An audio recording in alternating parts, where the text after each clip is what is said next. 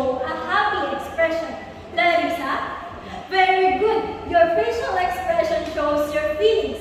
Then how about when someone asks you to give them an algebraic expression? What would you do? Casey? Excellent. An algebraic expression uses numbers, letters, and operations like addition, subtraction, multiplication, and division, just like showing happiness. An algebraic expression is a way of expressing an idea in a mathematical way. Now, for today's activity, the direction says, suppose values are assigned to the letters of the alphabet. From A is equals to 1 up to Z is equals to 26.